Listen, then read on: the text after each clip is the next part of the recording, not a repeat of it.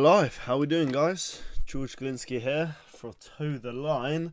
Just checking in, just giving you some new content, bit of opinionated content today. Hoping to bring this sort of stuff to you on a more regular basis. This will be the top 5 BKB fighters of all time. I must qualify, there'll be no UBBAD or BBAD fighters in this list. So the likes of Jimmy Mccrory, Michael Ferry, Dave Radford and Kevin Bennett, who did actually cross over, as did Jimmy Mccrory, in complete fairness. They won't make it into this list. The BBAD, UBBAD days, great times, but to narrow things down and also to give massive respect to their improvements in competition, this will just simply be for BKB trademark fighters. So every single fighter that fought from BKB1 to BKB20. So even the likes of Jimmy Sweeney, a great deal of his early victories in the UBBAD days won't be taken into consideration when making this list, as will be the case with Sean George as well. So we're just simply looking at BKB fighters and the BKB fights that they had. Now, that doesn't mean we're not going to do a BBAD, UBBAD list. I think that's something which people will be really interested in seeing, so I'd love to do that list. If this is something you like, just, let me know. Smash that like button, subscribe to the channel as per usual. And yeah, we can definitely get that done. Without further ado, here we go. So, kicking off our list is Marvelous Marco Martiniak. A man who I think a lot of people are going to leave out of their lists, but a guy that really needs respect put on his name. 5-1, that's 6 fights. That's rare, again, especially in BKB. This guy luckily actually fought throughout the early days of BKB trademark and started off when it was BKB. So those 6 fights in BKB, they're not UBBAD fights, they're not BBAD fights, as we'll talk as we go on. But just looking at his record, I mean, the sole loss, the sole blemish on the record, Michael Ferry, a man who, if this was a UBBAD, BBAD list, would be right up there with the best of them, alongside the Sweeneys and the Georges and so on. He wouldn't quite be on their level, but there's argument to say that he would, slot one place below or somewhere around that top 5, definitely, if we're including UBBAD records. But that just comes down to personal opinion. As I say, this was his sole blemish, the world heavyweight title, and it was his first fight, so he gave it a good go.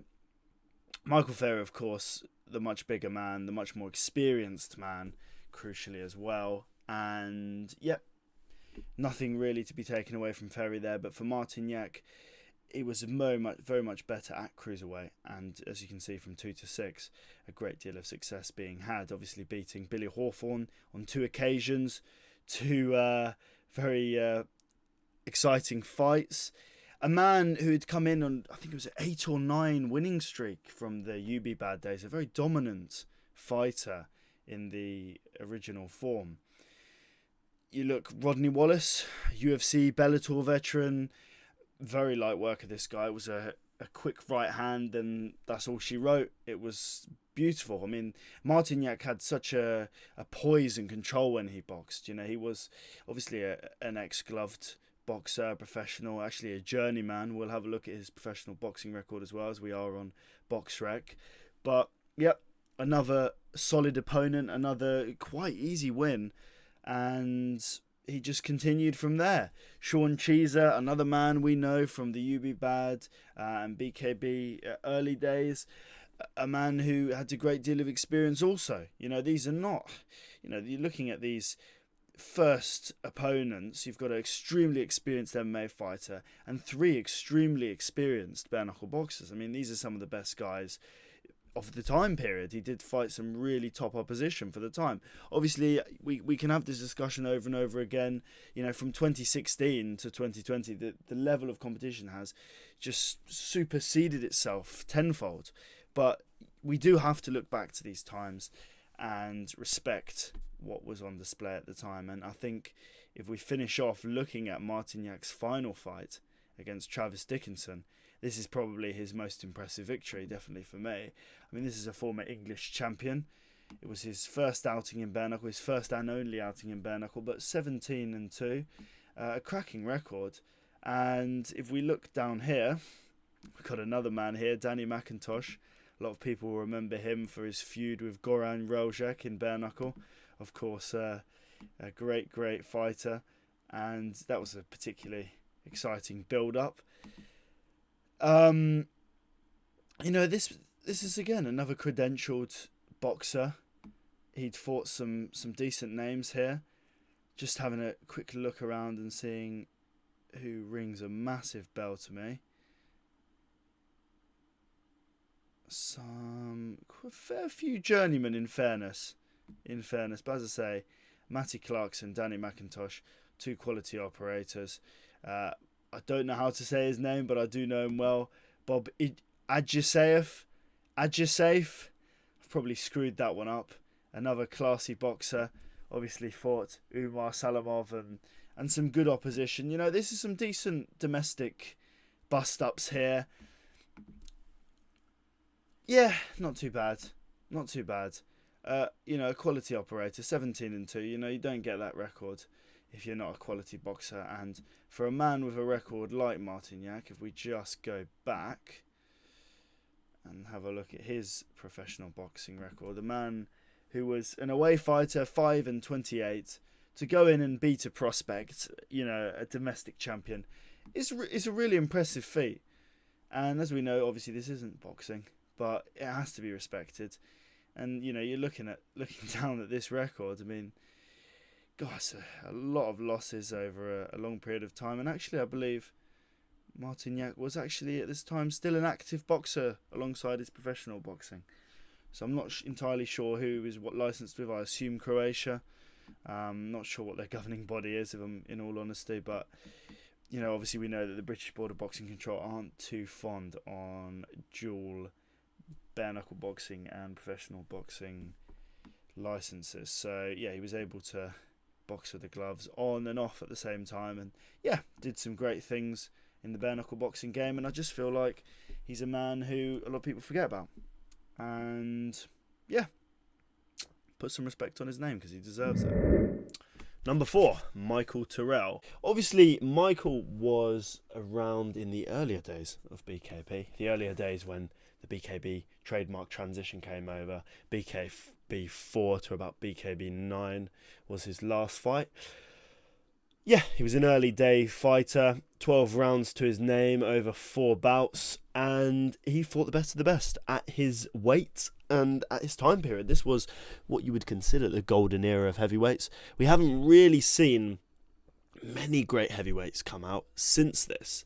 In fact, I would say Daniel Podmore and Josh Burns, who's recently left. He's obviously over in America now. Best of luck to him. But yeah, Daniel Podmore is really the only active heavyweight right now, until we've obviously started to bring in this BKB 23 heavyweight prize fighter, and Maldonado's come in, and things are starting to look a little more exciting in that sense. But for a while we didn't see many heavyweights in action, and this was the last real period of time where we had many very, very high level BKB heavyweights, and he cleared them all out. You just look first of all at Danny Betchelder. I mean, Danny Betchelder, that was a debut, and this guy was really experienced, not just in boxing, but in bare knuckle boxing. I think I read somewhere that he had over 100 fights. You never know if that's true or not, but it was in an article, so we're going to take it as gospel. But yeah, I mean, Danny Betchelder was a really, really top boxer. He was 31-11. He had a really good resume, and for a kickboxer like Michael Terrell to come in there and beat him was incredible. Terrell was a bit of a slow starter. He didn't have the best of starts to that fight. He got dropped in the first round, I believe. And then in the second and third round, he just took over. His work rate and pressure was the decider, and I think he did a great job. He obviously finished Danny Betchelder with a third round TKO due to cuts. It was a brutal cut, and he just cut him to ribbons. And it was a real introduction to how good Michael Terrell really was. I mean, this guy is no slouch. You look at his resume right now. You got 3 names straight away that massively stand out. I mean, James Toney, a split decision as well. Someone actually gave him a win on the scorecards. Now, I haven't seen this fight, admittedly. I'm not sure how high profile this fight was. Obviously, this was 2007. But to compete with James Toney is testament to Danny Betchelder. We look up Kubrat Puliev. Okay, fair play. Obviously fighting Anthony Joshua soon. And then Alexander Dimitrenko, another guy in and around the heavyweights these days.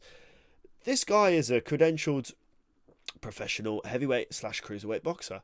A big guy, and Michael Terrell did a great job of beating him. And yeah, I mean, for a first fight, for a guy who's a kickboxer, not a boxer, to go in there and beat an extremely experienced professional boxer who had clearly had bare knuckle boxing experience. He said he'd over 100 fights, and he did a great job of that. So that was a great start to proceedings. John Lewis after that, another guy who was a very tough fighter back then. In fact, I would love to see him in and around it nowadays, but unfortunately he's retired. Made a big name for himself on the unlicensed circuit, particularly down in Newcastle. Actually beat Michael Ferry, who a lot of people in terms of the UBBAD days will be considering as the greatest of all time. He is definitely within the mix. Now, this was another fight, a great fight, but Terrell, my bad, talking about Ferry. Terrell experienced a little bit of early adversity and came back to win the fight. Another great performance. Harry Miles, another guy, fought the likes of Wadi Camacho, fought some really good names in the professional boxing ranks for the British level. Dispatched of him. Josh Burns, another man who did really well in mixed martial arts. He was a beast. He fought in Bellator multiple times. He was a fantastic fighter. And in BKB, we're talking of a Josh Burns who was on a 3-fight win streak. This was the very best Josh Burns there is. This was the best he's ever been. This is the Josh Burns. Carl Cook, Neil Derry, Billy Hawthorne, and then a great fight with Michael Terrell.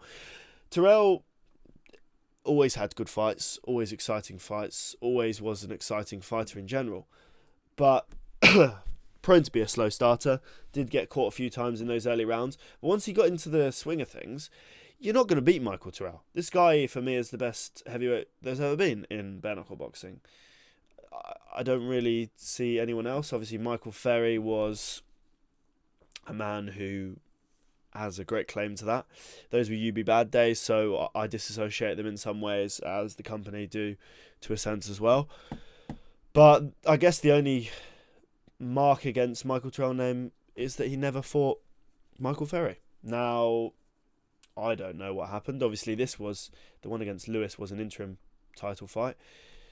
The BKB heavyweight title was carried over, but in a BKB 1, Ferry had beaten Marco Martiniak, and he'd won that fight, and he was still the heavyweight champion. So Terrell fought Lewis for the interim belt, while Ferry took his time out. Now, I don't know the particulars on that one. What I've heard on the grapevine, if you like, is that Michael Ferry didn't want the fight. Now, I'm sure that's gonna start a bit of a comment row down below, but anyone that does know the full story, please do inbox me. Even put it in the comment section. People would love to know, why did they not fight? Now, I wasn't around at this time. I've watched all these fights. I've watched every single fight there is in BKB. In fact, this database here, I created this, hence why I'm doing a casual flex on the box rack, just like Hatman Strikes Back. But yeah, he fought everyone, and apart from Michael Ferry, and I would love to know why that never happened. So, did Ferry not want the fight? In fact, Michael Terrell, if you're watching this, let me know. I'd love to interview you. You're a great name in the game. Let me know. Next up, a recognisable face at number 3, Sean George. Again, a guy who doesn't necessarily have a record which screams to you. This is obviously his BKB record. He had a great record if you include his UBBAD days as well. It was a 10-5-2 overall if you complete it all. There's a lot of his early fights from the UBBAD days that aren't on here. In those early days, Rhys Gillian, Brad Harris, John Spencer, Ross Chittock, Kevin Bennett, and coming into BKB when they turned over, he was already a legend, a bona fide legend, no doubt about that at all. He's been at the company for 5 years, maybe longer. I'm trying to actually have a look at when his official UBBAD debut was. 22nd of August 2015, which is pretty incredible. That was Rhys Gillian at BBAD Ferry's Fists of Fury. Interesting.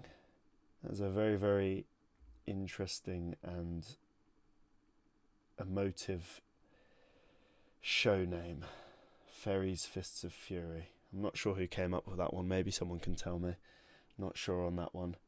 Obviously, there were a few strange names. Coventry Blitz. Summer Square Off. I'm glad we're just BKB 1, 2, 3 and 4 now, but those were the good old days.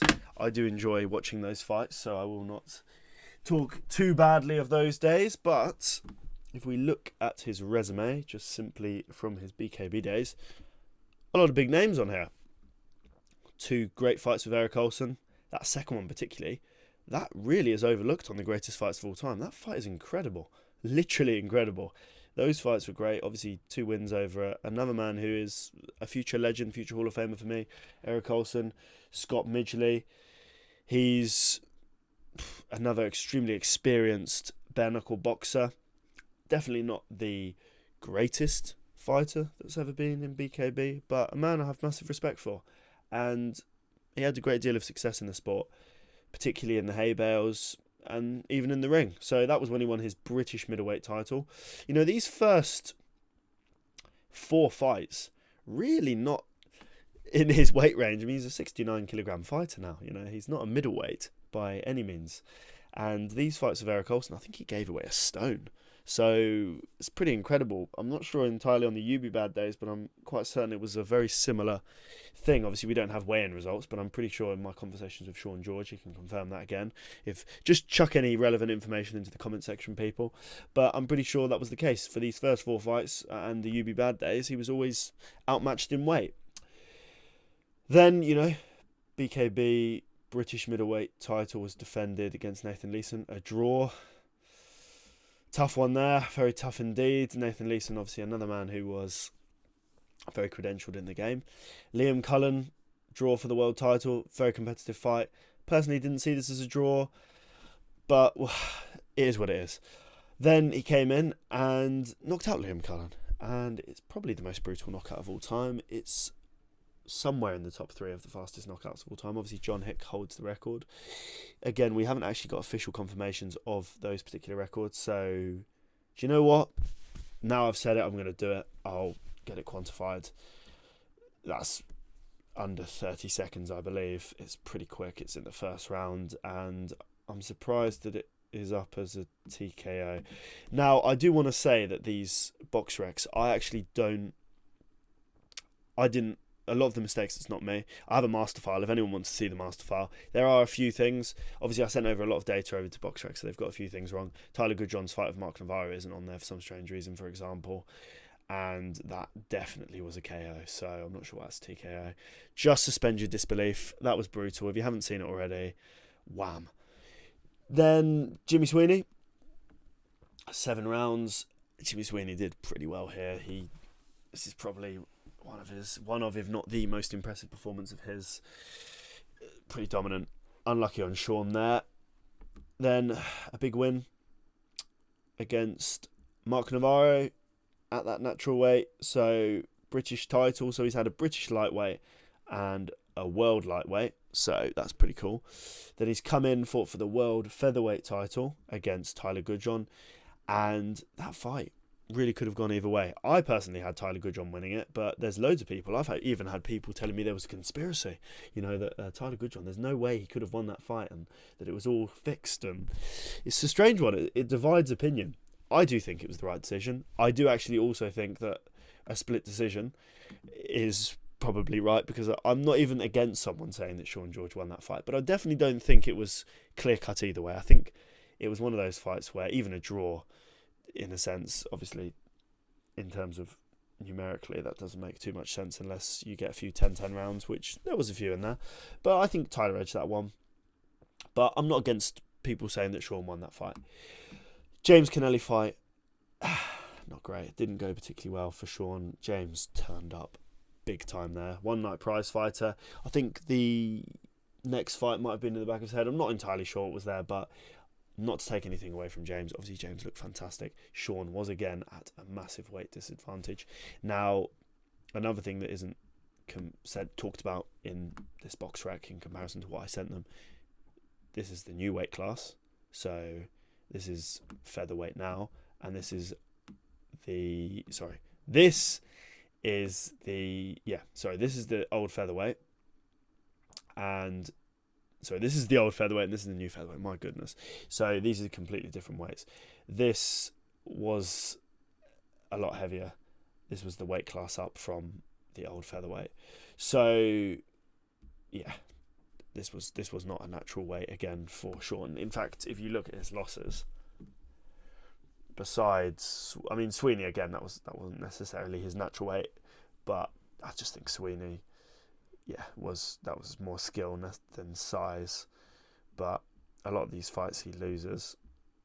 The Good John fight's the only one he really lost where he didn't have a size disadvantage.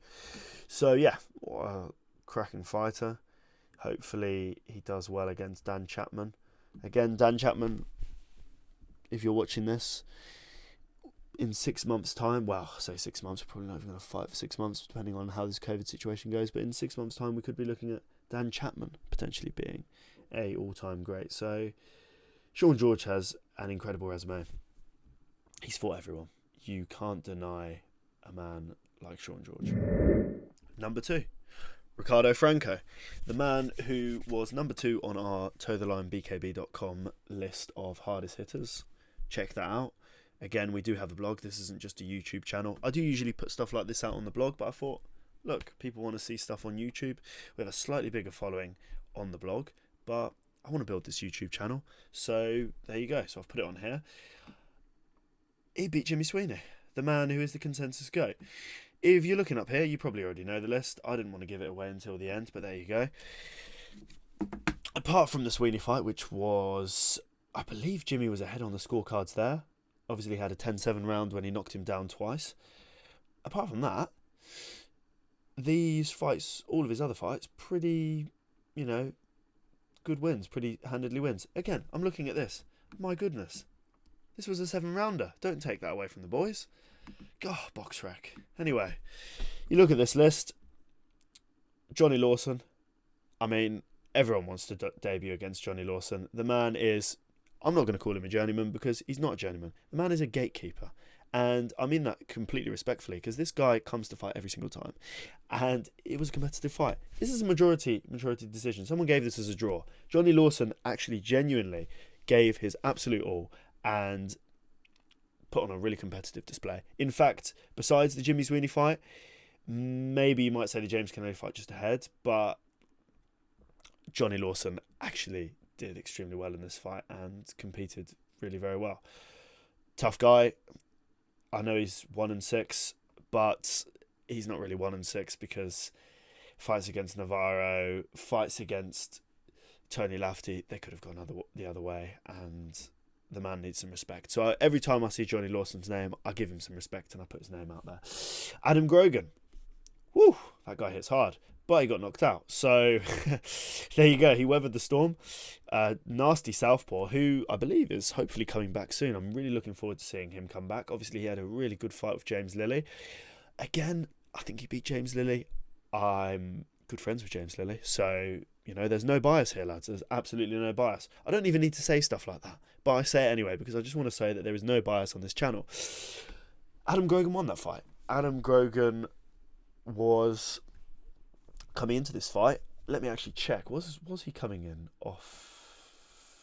What was he coming off? He was coming off the Will Cairns fight.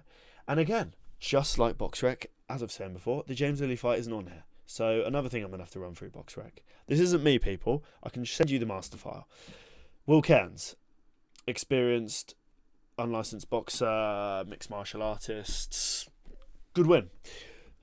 Yeah. The difficulty here is now I don't know if that came between or not. So I'm going to pause this video quickly because BoxRec screwed me over.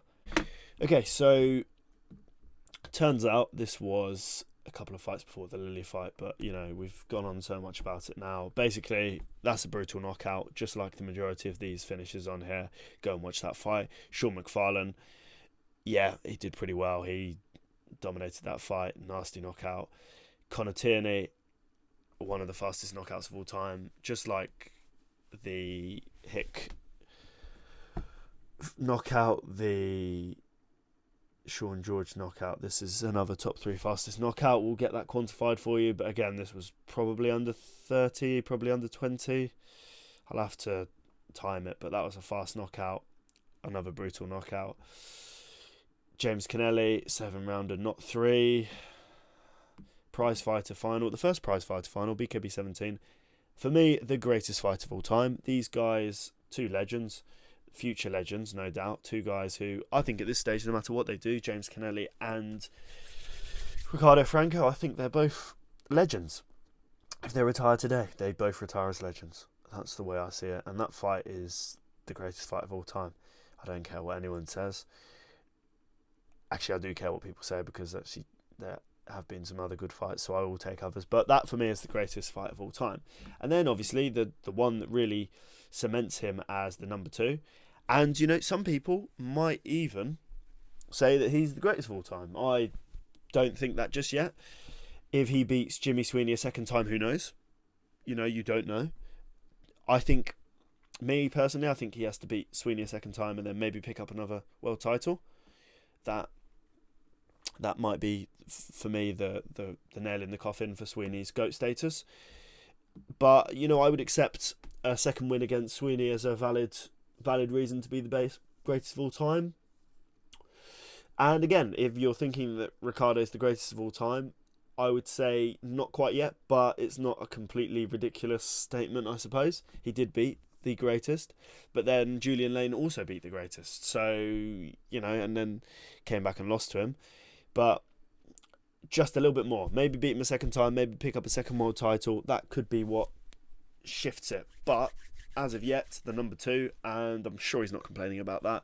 6-0, perfect record, has beaten some legitimately incredible names. Massive respect to Ricardo. And just to remind you, this guy's an MMA fighter. He's not a boxer. All of the guys you've mentioned so far, with the exception of... Actually, no, I say that. With the exception of Sean George and Michael Terrell, a lot of the guys in this top 5 aren't boxers. But the guys that are coming through at the moment, the guys that are the most successful in the modern era, are former professional boxers. So, massive respect to him. To beat a guy like Jimmy Sweeney, who had such an incredible amateur resume, wow, fair play, mate. And yeah, Ricardo, a great guy. Number 2. And we're going to go into some honourable mentions now. Right, so looking at some honourable mentions before we go into our number 1 pick. The obvious one, and I think the guy that people are probably screaming out for as this list goes on, I think a few people will be disappointed that he didn't make my list, Ricky Nelda. Now, I have to qualify this one because it is a little controversial. I think a lot of people would have him into their top 5, and I completely respect those who would and do. I just have to be extremely honest. I really like Ricky. He's a great guy. I've actually never interviewed him, so you know, it's nothing to do with that. It's just he doesn't like cameras. There's no personal grudge or anything. This is just opinion, and unfortunately, in the sort of position, if you like, or the hobby / profession that I've chosen here, I have to put out some unpopular opinions, and this is probably one of my most unpopular opinions. But you know, I'm not going to lie to you guys. I'm not going to be a sheep. I'm not going to follow the general norm. I'm going to tell you my general opinion, and if people don't agree with that, then that's completely fine. That's the fun of opinions. We all have different opinions, and that's how it goes. But yeah, Ricky Nelda, why do I not have him as a top 5 great? Now, he would be in the top 10, no doubt at all. Obviously, the difficulty with this list is I've made it into a BKB list, and BKB exclusively, which takes away a lot of Ricky's wins. Now, it has affected Sean George, it has affected Jimmy Sweeney, but it's affected Ricky Nelda perhaps the most out of the 3 names that I've just mentioned there. He actually has an overall record, if you include all of his bare knuckle activity, at 9-5-1, but exclusively for under the BKB trademark banner, it's 4-4-1. Now, obviously, this throws things off a little bit. A lot of his wins have been taken away. Outside of BKB, it would have been 5-1 because he was a 9-5-1 fighter. So we'll have a look down here. But before we go through his fights in BKB, I'll just talk a little bit about those fights that are not on this record because they were pre-BKB. And there is another one that's during, but it's strange. I'll explain. So there was 3 fights before he even got involved with the UBBAD/BBAD promotion. 2 fights with Stevie Gold, obviously another guy considered probably pretty... Yeah, I would probably consider him a legend myself, Stevie Gold. He's had a great deal of bare knuckle fights, and yeah, he's not probably one of those guys that has never fought for BKB trademark, but still holds a good name in the sport, so mad respect to him. Tunnelly, I'm not entirely sure who he is. I haven't been able to find this fight online. I know it was a points win, so there was originally this first fight was against Stevie Gold, a loss on points. That's a cracking fight if you haven't seen it. Then it was Tunnelly, a win on points, and then the rematch with Stevie Gold, which was a win also. Now these were, I believe, on the Raging Bull. I could be wrong. I believe it's the Raging Bull promotion. I'm not entirely sure if that's the correct name. Either way, it's not around anymore. And then from there, the rest were under that sort of UBBAD promotional banner. So there was Edmonds, which was a 3rd round TKO. Turnbull, a win by points. And then we got on to our main fights. So we have, obviously, Jimmy Mccrory, a draw. Now, I think Ricky Nelda won this one. Personally, it was a real close fight. And... to be honest, I'm not even mad it's a draw because it was really close. But I had Ricky Nelda edging this one out. I think he landed the cleaner shots. It was one of those fights where it got a bit messy at times, and I feel like Ricky did the better work when they were out of the chaos. So that's kind of where I had that idea that Ricky won that fight. But regardless, it's a draw. I don't think it was a bad decision. It's just how it is. Then he went on to fight for his world title, BKB World Light Heavyweight title against Christian Evans. Another man who, again, you could be putting this guy in the consideration as well for an honourable mention. Definitely, I will just say an honourable mention. A man who had a pretty decent record inside BKB. It was a 4-1 record. Some decent names on there. Obviously, a bit of a weird one with Chris Tracies, as I've put here, disqualified for wearing a ring on entering the ring, which has to be probably the most weird decision of all time. Ricky, he had not Ricky, Chris, he had a ring, I believe it was from his grandmother. It was on his pinky finger, and he has it all the time, and we explained this in one of my interviews. I'll link it down below. And essentially he was told beforehand that he could wear this because he'd have to break his finger to take it off. And he was told beforehand, because a lot of people are thinking, why would Chris wear a ring into the ring? But he was told beforehand he was able to wear the ring into the ring. And yeah, just halfway through the fight, I believe it was Barrington Patterson, the referee that day, just had a look and thought, bloody hell, why are you wearing a ring? Bit of a confusion. Obviously, this is 2017. These are early days. Things weren't quite as professional as they are today. But yeah, very, very strange outcome. But yeah. A good fighter, obviously that win over Ricky Nelda really accelerates him up in there in the top names. But yeah, Stanley Wilson for Sweeney back in the UBBAD days had some good opponents, and a man who I'm just going to slot in there as well. Mally Richardson, more of a journeyman in terms of the BKB days. I'm not entirely sure if Mally even registered a win under the BKB trademark banner. He did not. JJ Ferguson, Bournemouth lad, British title. This was his original wins. A couple of, pretty sound wins over JJ Ferguson, winning and retaining his British super middleweight title, and then jumping back up for that world light heavyweight title and losing to Goran Relzhek. Another man who could be considered. He didn't quite have enough fights for me, but another man who was an extremely good bare knuckle boxer. Really, really good. Obviously, a couple of no contests, weird injuries from his opponents. Mccrory with obviously the broken jaw. Mcintosh with the suffered with a torn bicep. Bit of a strange one. Another man who, if he'd kept going on, perhaps we would have seen a potential legend. That's incredible. I didn't know that. I'm not entirely sure that must be correct, I assume, but 81-inch reach, 6'3", that's outstanding. Obviously, he did have extremely long arms. It's not under the impression they were 81 inches, but my goodness, that's long. That's got to be a record. I thought Chris Tracese would be up there at number 1, but yeah, just looking at this list, Eric Olsen, a win over Eric Olsen, and then the sort of 2 losses towards the end of his career that didn't destroy his legacy, but they did tarnish it somewhat. A pretty bad loss to Rob Bournemouth, very dominant first round finish, and then the Daniel Lowell fight, which again was a good competitive fight. Obviously, Daniel, in my opinion, won that one. I wouldn't say comfortably. I would say clearly, but I would say he outboxed Ricky, but he did not outclass Ricky by any means. And I think Ricky actually looked particularly good in this fight. It was a good competitive fight. But the reason, I guess, that he doesn't make this list is purely because, one, the record inside BKB. Now, if UBBAD was into this list, obviously I'm going to have to do an updated one. I'm already regretting not doing a UBBAD, BBAD and BKB list. I'm already regretting it, but we've nearly finished the filming process, so we're just going to run with it.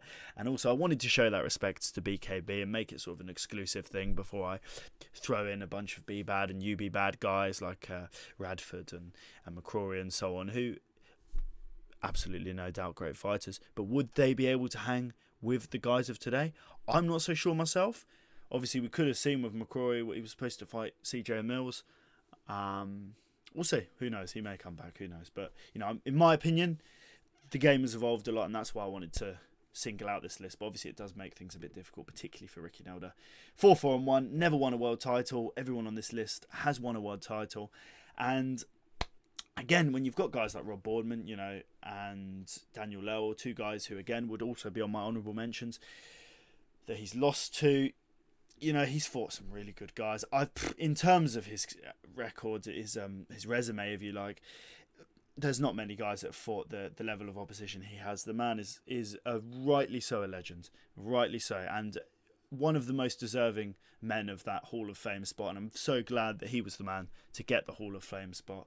And obviously, me leaving him out this list is absolutely no disrespect to Ricky. I've spent many a great chat with Ricky at the shows, and just an absolute gentleman, and archetypal bare knuckle boxer, exactly what you want to represent your sport. So mad respect to Ricky. Apologies for not putting you in the list, but as I say, controversial opinion, but that is my opinion, and that is that. That will go into the number 1 pick. I will say, obviously, Daniel Lurwell, people like, Tyler Goodjohn, I've said it now. People are going to go mad in the comment section. Another controversial opinion. He beat Sean George. He's got to be in consideration for the honourable mentions. We're going to put him out there. Guys like Boardman, Lurwell and Goodjohn, all 3 of those guys beat some good opposition. They haven't. I mean, obviously, Goodjohn's gone elsewhere, so unfortunately he won't be able to make this list, but Boardman and Lurwell, they haven't quite had the meaningful fights. They've had meaningful fights, but they need a couple more meaningful fights to really establish themselves as top 5 greats. And often, these guys that are in the top 5 are towards the end of their career. You can see where their trajectory has gone, but as I say, it's a very new sport, and these 2 guys are so close to jumping into that top 5. And yeah, that's that. So on to number 1, and I'm sure it's going to be absolutely no surprise to anyone who it is. Number 1, Jimmy Sweeney. 23-2 if you can include his UBBAD, BBAD records. 13-2 in BKB. Could it have been anyone else? I'm not entirely sure. Obviously, taking away the UBBAD side of things changes his title reigns. He's a 3-weight world champion and takes away 10 of his fights. But obviously that's affected the Nelda situation. It's affected the Sean George situation somewhat. But for Sweeney, I don't think it doesn't affect him enough. He's done enough in BKB trademarks to be considered the great, in my opinion, the greatest of all time. Obviously, completely respect other people's opinions. I think this is the consensus opinion. If there is anyone that thinks that maybe Franco or even Sean George or anyone is better than him, or, Mccrory, whatever, let me know. Obviously, in terms of BKB, I don't really think anyone can be, unless you may think that because Franco beat him, he's the greatest of all time. Depends how you consider things. But for me, this is a clear number 1. Dan Hunter, nice easy win there. Gordon Zoric, another nice easy win. Dan Henry Walsh, another nice easy win. And then we start to come into some quite high level competition, to be honest. A lot of, in fact, 1, 2, 3, 4, 4 UFC veterans in a row. Cody McKenzie, that was a very dominant performance. I remember that one distinctly. Shoney Carter, the first guy to take him to a decision in his BKB career. That was a very impressive performance from Shoney, actually, to just stick in there. But again, a nice, comfortable win for Jimmy Sweeney. But yeah, a good win for Sweeney there. 2 fights with Gillard. Again, this is a massive step up in competition. This guy is doing bits in the BKB world. He's actually over in America at the moment, doing well there as well. And yeah, this second fight particularly was pretty damn dominant. Dropped him a number of times and did a great job. But I understand there was a altercation, I think, before the first one. I understand they're friends now. But I understand there's a video out there. See if I can find it and stick it up as I'm speaking right now. But there's a video of these guys having an altercation in a restaurant. I'm not sure which restaurant. I'm not sure exactly what happened. That's what I want to know. I want the historians, the BKB historians, to let me know. Obviously, I wasn't around at this point. You know, I can watch all the videos in the world, but if I wasn't there, I wasn't there. And Melvin Gillard pulled a knife out. Now, I think it was maybe a kitchen knife, or I don't know what it was exactly. But he had a knife behind his back in this video. I remember it very distinctly. Very disturbing. I don't know if that was just hype or whatever, but let me know, people. Just like the Terrell Ferry situation, just let me know, because I love learning about this sport. I like to consider myself a bit of a BKB historian, but you can't know everything. But I do want to know everything. So the next fight, majority decision loss. First loss of his career against Julian Lane. Wow, that was a massive shock. Obviously took 5 months out between the return rematch. Just a lot of people know the story. Jimmy Sweeney didn't really turn up. He used to love his drink. I mean, he still does love his drink, but he loved it a bit too much maybe, and rarely trained, rarely did anything. And I think this fight was sort of the kick up the backside that transformed Jimmy Sweeney into the Jimmy Sweeney we know today. Obviously not a good performance from him. He talks about it here and there. You know, if you want to know any more about that, just watch one of those videos. It's pretty heartbreaking really, but these things happen. And yeah, came back in the rematch again. This was a good fight, fairly close to be fair. I think Julian had some really good spells in this fight. Jimmy did ultimately win the contest, but yeah, Julian, I think he did, again, another good performance from him. This was a prime Julian Lane. This is when he was really at his very best, but Jimmy managed to come through. And you know, personally, again, completely unbiased, not because Julian's gone off to America or anything like that, before anyone starts saying anything, I don't think this Julian Lane would compete with the Jimmy Sweeney that we see around about sort of, well, we'll say Puerto onwards, but really the next fight after Julian Lane onwards, to be honest with you. I think it's really around about Chris Trecease that this run here, where he starts to really become this dominant force that looks basically unbeatable until Franco comes along. So he fought after the Julian Lane. He went on to fought for the lightweight title, but before that he defended his world middleweight title against Chris Trecease. Good dominant performance against a much bigger opponent. You know, Trecease is probably the longest fighter besides maybe Colin Fletcher that he's faced, and he did really well there. Sean George, that was again against an all-time great. 7th round finish. Wow, another great performance. Just, yeah, basically took on the two names that were around that way. He's fought everyone there is to fight, but this was particularly impressive because, you know, Trecease, George and Franco, you know, people are saying, well, he's interested in the names outside of BKB, but these three lads here have made their way into BKB, have made their names in BKB, and he took them on and beat them and did a great job.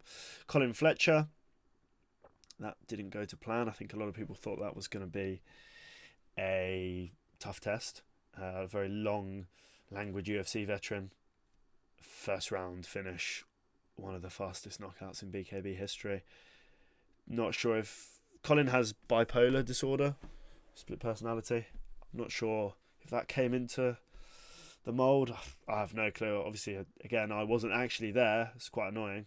I've only really seen these two live. I saw this one live in the crowd, but I was working on these two fights so I can know the inside out of the most recent shows. But this show, yeah, was a strange one. The Freak Show, Colin the Freak Show Fletcher. That was great fun. Moving on, Puerta, WBC title challenger. Basically a legitimate number one as well. He was a WBC silver champion. Really good Mexican boxer. This was a great fight. I was around in it. I can't remember if it's the second or third, but I remember the round completely. One of the greatest rounds of BKB history. Sweeney got dropped in the start of the round. Came back to drop Puerta twice. And, a lot of people consider this to be the greatest fight of all time. I personally believe that it is still Canelli versus Franco. But when I first did the top 10 greatest fights of all time, I feel like I didn't give this fight enough respect. I had it at number 5. In reality, I'd probably have it somewhere around number 2 or 3. I'd have to give it some good thought. I want to stick that out on this channel. I'd like to, rather than just do it as an article, I'd like to do it as a video because I feel like this is a little bit more accessible to everyone. Not everyone loves reading, so well, that's why I'm doing this, to be honest. And then you have Jean Carlos Prada, former Olympian, WBO title challenger. These are 2 world-class boxers that he's beaten here. And the Jean Carlos Prada fight was particularly impressive because it was a southpaw. He doesn't traditionally like to fight southpaw. Very technical, rangy southpaw, and yeah, just dismantled him. It was a pretty dominant performance. There was a weird moment in this where it was a body shot landed. I think it was after the referee had called it, and Jean Carlos Prada was sort of writhing around in pain, but he was told that it would continue. The contest would continue. It was very strange, very, very strange. He was told that this contest would continue, but obviously there was a bit of a language barrier, and I think he thought the fight was over. Now, every time I think about this fight, now I was behind the scenes here, but I didn't actually catch this part of the show.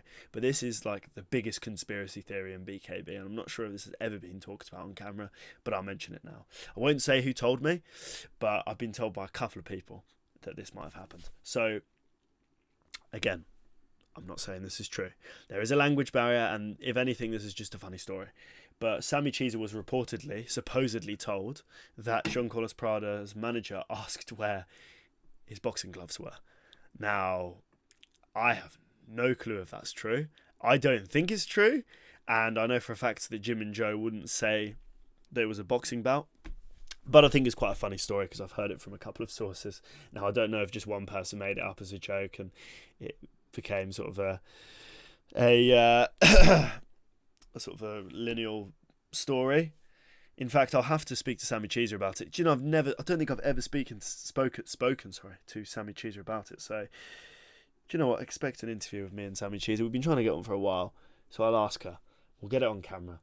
And if that's true, then that is absolutely hilarious. Very sad, but absolutely hilarious. I understand there was a bit of something with the manager, and if that was the case, then it was down to the manager because the manager was the one that booked the fight, and the manager was the one that was translating things. But I'm not accusing anyone. Please don't sue me. In fact, I should probably take that out of the video, but there you go. And then final fight, Ricardo Franco.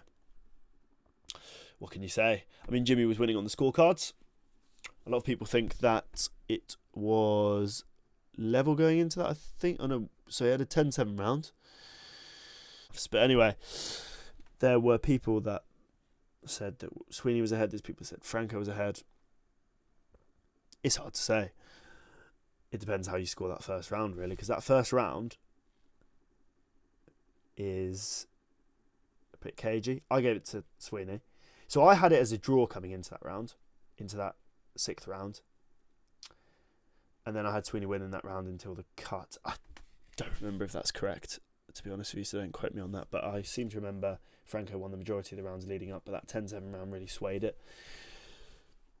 But yeah, either way, Sweeney was winning on the scorecards, and the fight was stopped on a cut. So it's a bit of a mark against the sort of an asterisk next to the win.